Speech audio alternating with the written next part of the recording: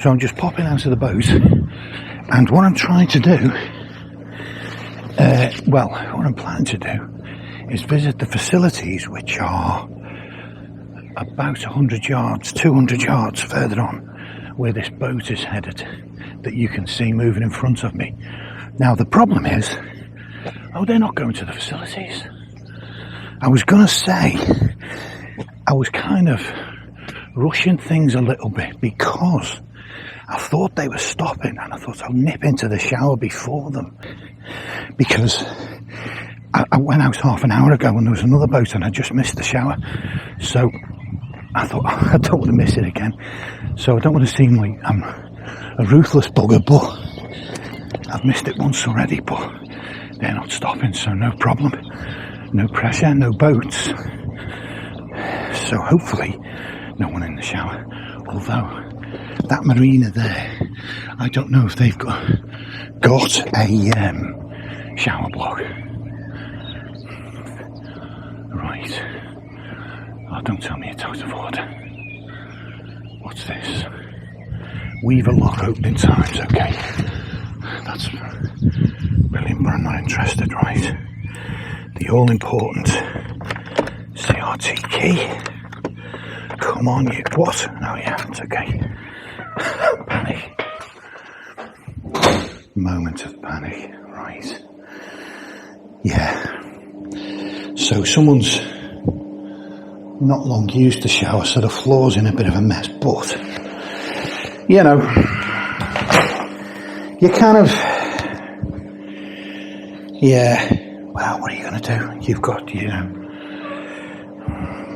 you've literally got no choice. If you want a full-on shower, you've got to just get past the slightly mucky floor, and also, very thoughtfully, someone's left that brush. So what I can do is run that brush around the floor and sort of decontaminate the floor a little bit. As well as part of today's operation. Because, yeah, I don't want to be standing in, it's not exactly muddy water, but it's not clean water, is it? You know what I mean? Bit of a downside for this room is there's only one hook on the door. So that's not brilliant, but you know, first world problems as ever. So, you know, the drill, as gym lovers will know, is to get all the kit lined up and ready for use before you actually start any water flowing. So, important safety tip, if you're a soap user, make sure your soap has got a home where you can reach it. That's not going to last, but I'll start it there. Make sure your shampoo's within reach. And of course your podcast of choice. You will have a podcast. And yeah, I'm ready to go basically. So yeah, wish me luck.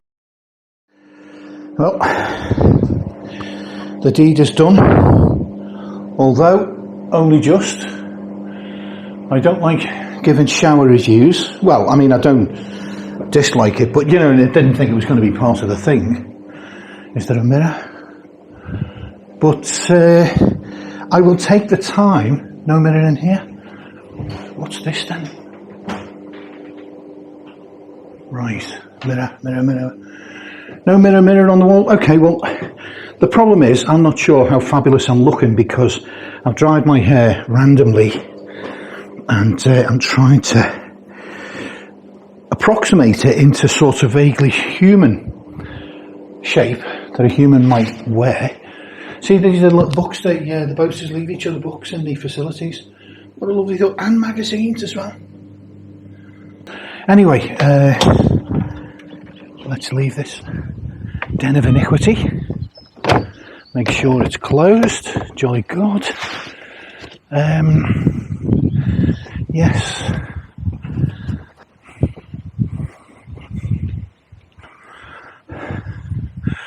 So just take a moment to take in this view. I've got to say, right, this is a beautiful mooring.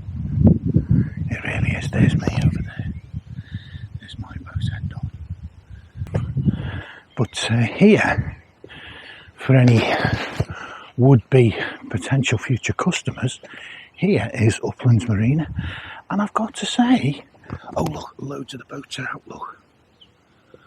Loads of empty berths. So loads of people have gone cruising.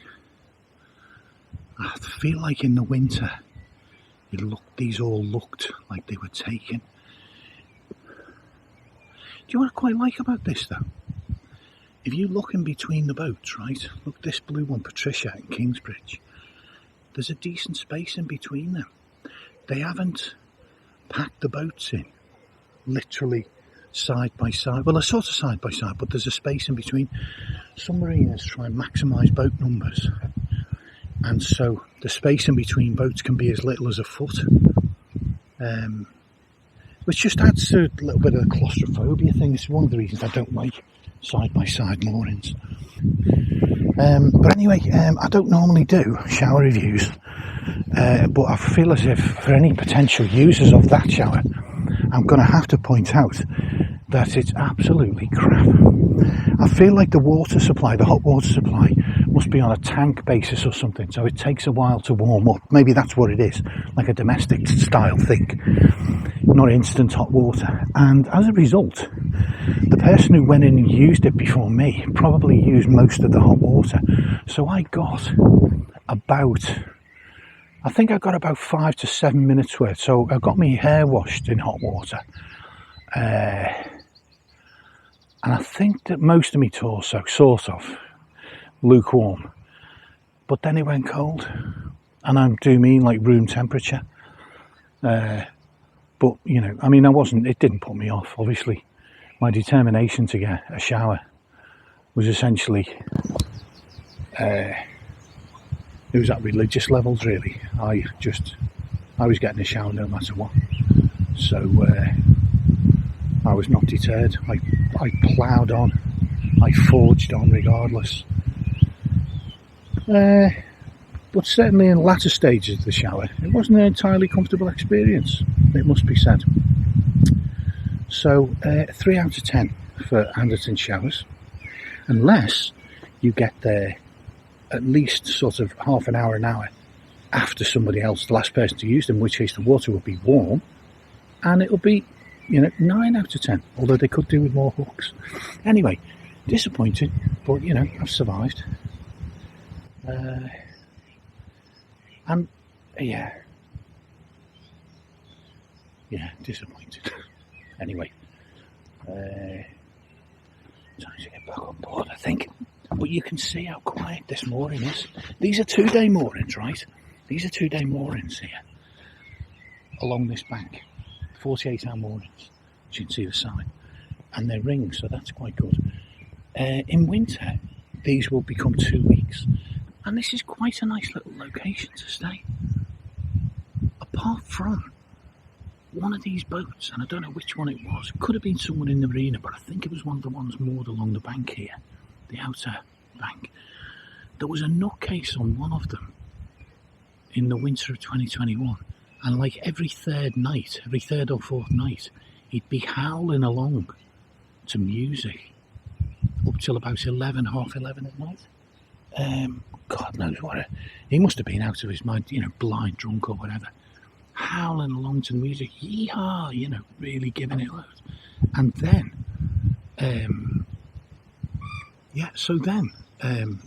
after about 2 hours of yee-hawing and, enjoying his music, the bloke then entered a sort of melancholy phase, or anger, and which turned to anger, and he was, you effing load of bastards, and you this, that, swearing at effectively the world in general. But it happened the first and the second times I visited these moorings, and I couldn't help thinking, like, how does he get away with it? How do you get away in a place like this where people are paying hundreds of pounds each month And many of them will stay for weeks and a couple of months at a time. They'll be living on those boats. So there's loads of people going to be around when he's there. How are they not complaining and just getting him turfed out or shut the hell up? That's astonishing how he got away with it. Anyway, good news is I haven't heard anything. I was here last night, haven't heard anything. So anyway, enough first world problems. Somebody else has just pulled up. A couple have just pulled up at the services.